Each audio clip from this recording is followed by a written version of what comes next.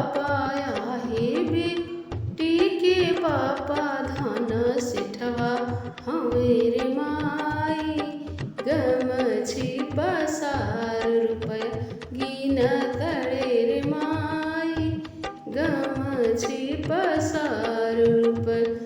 मड़वा बैठल बेटी मड़वा बैठल बेटी हंस तड़े रे माई मड़वा बैठल पापा गिन तड़े रे माई मड़वा बैठल पापा बेटा के चाचा आहे बेटा के चाचा धान लोभिया हवे रे माई रुपये करनमा बेटा बेच